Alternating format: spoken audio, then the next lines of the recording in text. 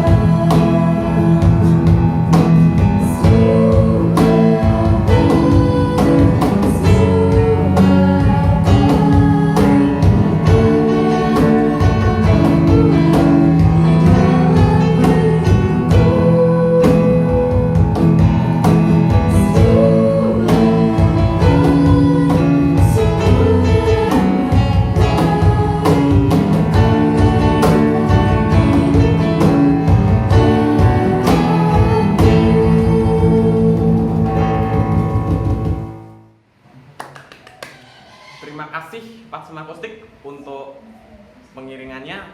Nah, bagaimana perasaan kalian setelah mendengarkan lagu Semua Baik itu? Lagu Semua Baik ini mengandung arti bahwa jika kita mengalami hal-hal buruk, sebenarnya itu tidak buruk, karena semuanya sudah diatur oleh Tuhan sedemikian rupa. Sama seperti tema firman kita hari ini, yaitu firman yang menguatkan dan menyelamatkan. Untuk firman pada episode ke-23 ini akan dibawakan oleh Pak Kendar. Silahkan Pak Kendar. Shalom, sobat remaja yang terkasih dalam nama Tuhan Yesus Kristus. Selamat berjumpa dalam program Permata Menyapa. Semoga kita dalam kondisi sehat dan tetap melakukan protokol kesehatan dalam setiap aktivitas kita masing-masing. Dan bersama-sama kita akan memasuki sesi renungan sebagai bagian dari program Permata Menyapa kali ini. Sobat remaja yang terkasih, kita tahu bersama sejak Desember 2019 pandemi COVID-19 telah melanda di dunia ini yang disebabkan oleh virus SARS-CoV-2, dan di Indonesia mulai merebak sejak di bulan Februari tahun 2020. Dan sejurus kemudian banyak tempat publik yang menunda atau meniadakan pertemuan-pertemuan, dan tak terkecuali tentunya untuk aktivitas di gereja. Dan perkembangan lanjut dari hari ke hari, waktu ke waktu, keadaan semakin tidak menentu dan jumlah orang terpapar setiap hari meningkat. Sekolah-sekolah mulai ditutup, beberapa perusahaan berhenti berproduksi, dan diikuti dengan pemutusan hubungan kerja yang ini cukup meresahkan. Sebagian orang sudah mulai cemas dan bertanya, kapan pandemi ini akan berakhir? Dan sejalan perkembangannya, banyak pemahaman-pemahaman, edukasi-edukasi yang sudah disampaikan tentang COVID-19 ini. Hingga lahirlah program vaksinasi. Namun, di sisi lain ternyata ada orang yang berpandangan bahwa pandemi ini tidak ada. Hanya akal-akalan, politik negara-negara adikuasa, dan lain-lain. Bahkan ada orang yang terang-terangan menantang bahaya COVID-19 dan menolak untuk menerima vaksin. Nah, ternyata respon masyarakat tidak semua sama. Sebagian besar orang merasa ketakutan, khawatir, tapi tidak sedikit pula orang yang tidak peduli.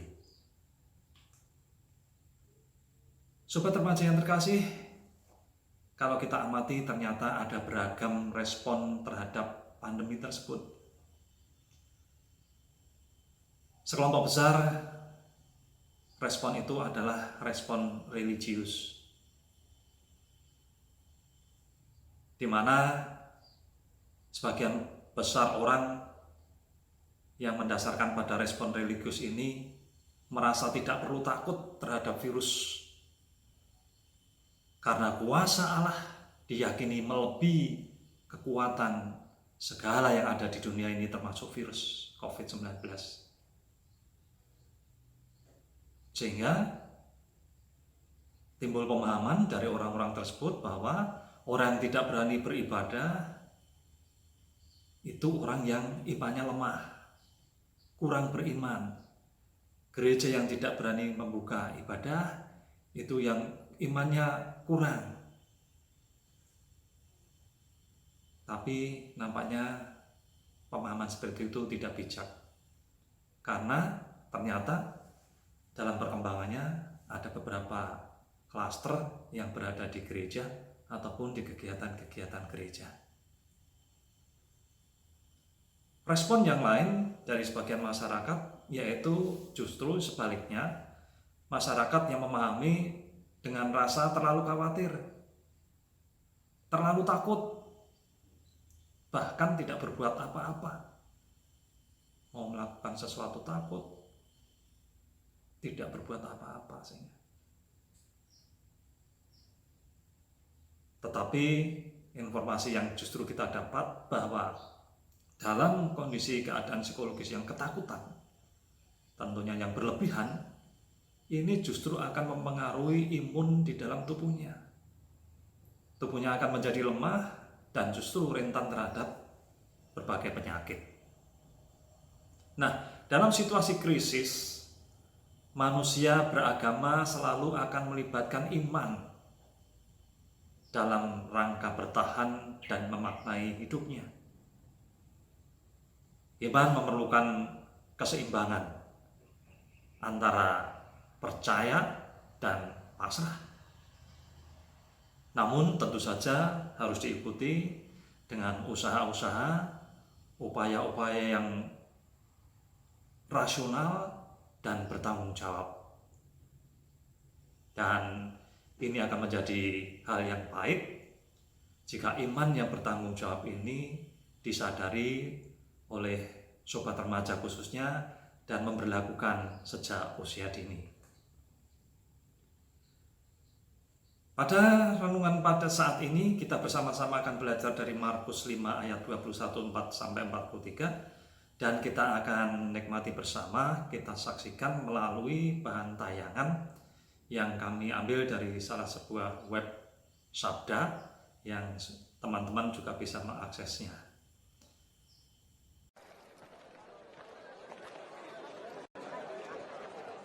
Sesudah Yesus menyeberang lagi dengan perahu, orang banyak berbondong-bondong datang, lalu mengerumuni dia. Sedang ia berada di tepi danau. Datanglah seorang kepala rumah ibadat yang bernama Yairus. Ketika ia melihat Yesus, tersungkurlah ia di depan kakinya dan memohon dengan sangat kepadanya, "Anakku perempuan sedang sakit, hampir mati. Datanglah kiranya dan letakkanlah tanganmu atasnya, supaya ia selamat dan tetap hidup." Lalu pergilah Yesus dengan orang itu. Orang banyak berbondong-bondong mengikuti dia dan berdesak-desakan di dekatnya. Adalah di situ seorang perempuan yang sudah 12 tahun lamanya menderita pendarahan. Ia telah berulang-ulang diobati oleh berbagai tabib, sehingga telah dihabiskannya semua yang ada padanya, namun sama sekali tidak ada faedahnya. Malah sebaliknya, keadaannya makin memburuk. Dia sudah mendengar berita-berita tentang Yesus, maka di tengah-tengah orang banyak itu, ia mendekati Yesus dari belakang dan menjamah jubahnya. Sebab katanya, "Asal ku jamah saja jubahnya, aku akan sembuh." Seketika itu juga berhentilah pendarahannya dan ia merasa bahwa badannya sudah sembuh dari penyakitnya. Pada ketika itu juga Yesus mengetahui bahwa ada tenaga yang keluar dari dirinya. Lalu ia berpaling di tengah orang banyak dan bertanya, "Siapa yang menjamah jubahku?" Murid-muridnya menjawab, "Engkau melihat bagaimana orang-orang ini berdesak-desakan dekatmu, dan engkau bertanya, siapa yang menjamah aku?" Lalu ia memandang sekelilingnya untuk melihat siapa yang telah melakukan hal itu. Perempuan itu yang menjadi takut dan gemetar ketika mengetahui apa yang telah terjadi atas dirinya, tampil dan tersungkur di depan Yesus dan dengan tulus memberitahukan segala sesuatu kepadanya. Maka katanya kepada perempuan itu, "Hai anakku, imanmu telah menyelamatkan engkau. Pergilah dengan selamat dan sembuhlah dari penyakitmu." Ketika Yesus masih berbicara, datanglah orang dari keluarga kepala rumah ibadat itu dan berkata, "Anakmu sudah mati, apa perlunya lagi engkau menyusah-nyusahkan guru?" Tetapi Yesus tidak menghiraukan perkataan mereka dan berkata kepada kepala rumah ibadat, "Jangan takut, percaya saja." Lalu Yesus tidak memperbolehkan seorang pun ikut serta kecuali Petrus, Yakobus dan Yohanes saudara Yakobus. Mereka tiba di rumah kepala rumah ibadat dan di sana dilihatnya orang-orang ribut, menangis dan meratap dengan suara nyaring. Sesudah ia masuk, ia berkata kepada orang-orang itu, "Mengapa kamu ribut dan menangis? Anak ini tidak mati, tetapi tidur." Tetapi mereka menertawakan dia. Maka diusirnya semua orang itu, lalu dibawanya ayah dan ibu anak itu dan mereka yang bersama-sama dengan dia masuk ke kamar anak itu. Lalu dipegangnya tangan anak itu, katanya, "Talita kum," yang berarti, "Hai anak, aku berkata kepadamu, bangunlah."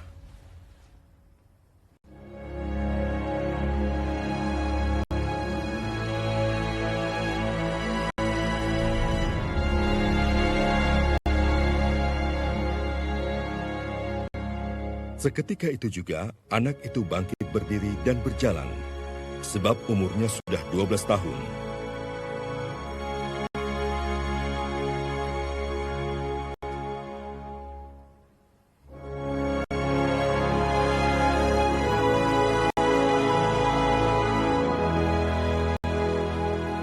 Semua orang yang hadir sangat takjub. Dengan sangat ia berpesan kepada mereka, supaya jangan seorang pun mengetahui hal itu. Lalu ia menyuruh mereka memberi anak itu makan.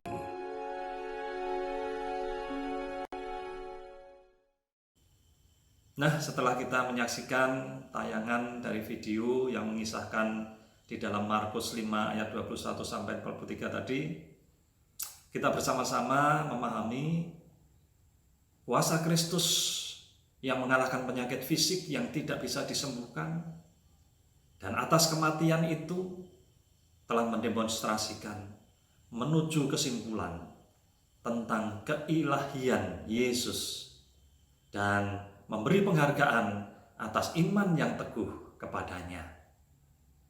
Mereka yang oleh iman telah disembuhkannya bisa pergi dengan damai dan harus pergi menyaksikan kuasa dan anugerahnya. Sobat remaja yang terkasih, di dalam bacaan kita mengisahkan adanya dua adegan penyembuhan yang cukup dramatis. Yang pertama yaitu anak perempuan Yairus, seorang kepala rumah ibadat. Anak itu sakit, bahkan kemudian meninggal. Namun Yesus menyembuhkan dan membangkitkan dia. Adegan yang kedua yaitu berkaitan dengan orang perempuan yang sakit pendarahan, dan perempuan ini menjamah jubah Yesus lalu menjadi sembuh. Dari kedua kisah penyembuhan ini kita bisa belajar dua hal. Pelajaran pertama yang bisa kita ambil adalah perlu adanya kemauan merendahkan diri di hadapan Allah. Kita tahu Yairus adalah kepala rumah ibadat. Status sosialnya orang yang cukup terpandang. Dan kita tahu juga bahwa pemimpin ibadat yang lainnya tidak menyukai Yesus. Tapi Yairus mau merendahkan diri mendatangi Yesus. Bahkan ia rela tersungkur di depan kaki Yesus. Dalam hal ini Yairus mempertaruhkan reputasi dan kehormatannya. Bagaimana jika ada pemimpin lain yang melihat dirinya? Dia akan dicibir. Dan tentu saja ini membahayakan jabatannya.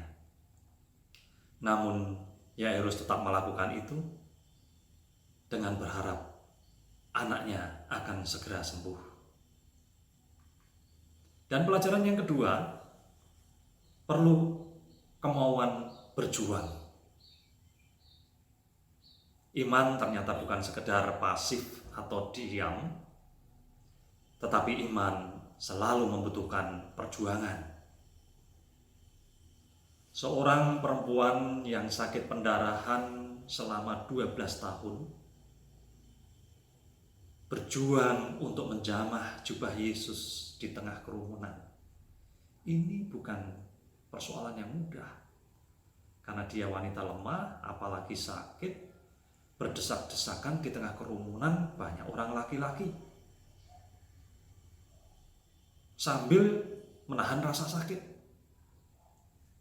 Mungkin banyak orang mencegahnya karena melihat bahwa ini najis.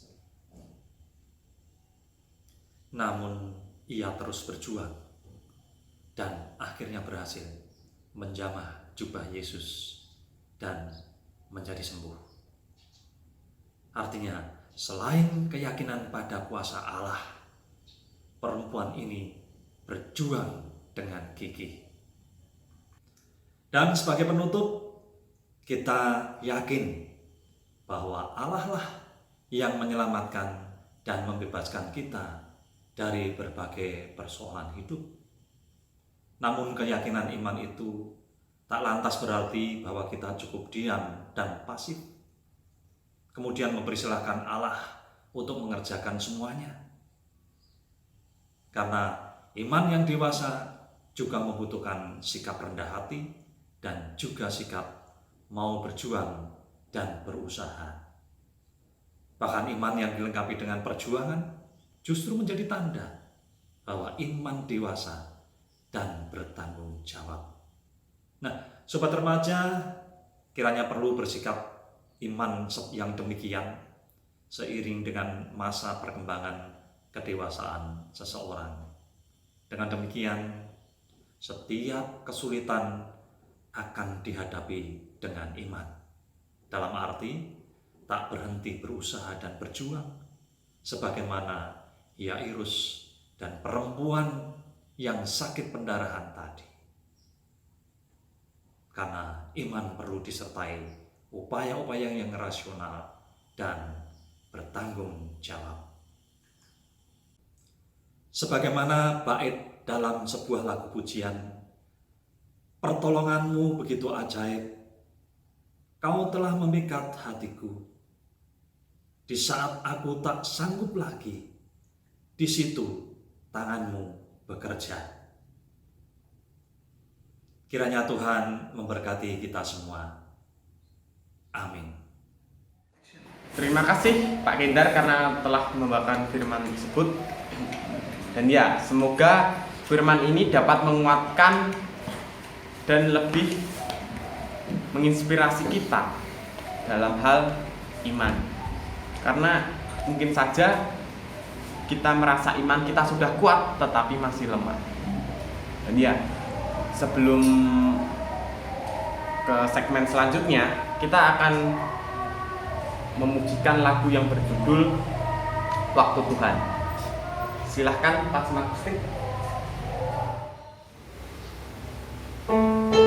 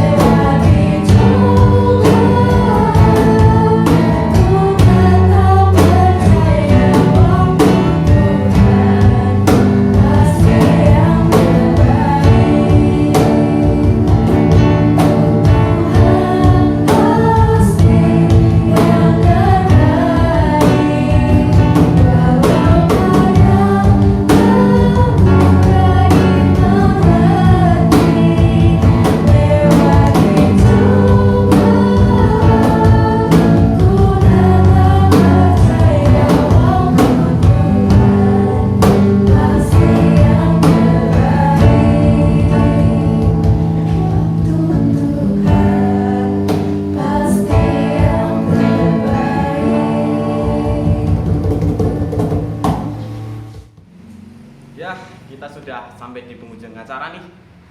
Tapi sebelum selesai, saya akan minta siapa ya untuk berdoa penutup? Ya, cuma dia saya sendiri ya. Ya udah nggak apa-apa. Oke, saya akan pimpin doa penutup. Allah Bapa kami yang bertata di dalam surga, pada hari ini kami kembali menghadap kehadirat-Mu.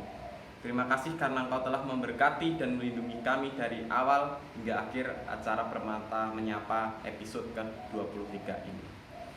Kiranya Engkau memberkati kami dan melimpahkan kami rahmat-Mu, agar kami dapat lebih mengimani seperti firman yang disampaikan Pak Kindar tadi.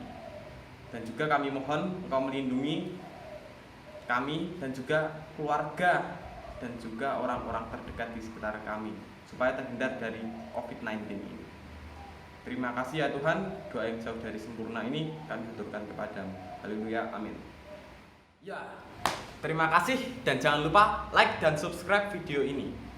Semoga Tuhan memberkati.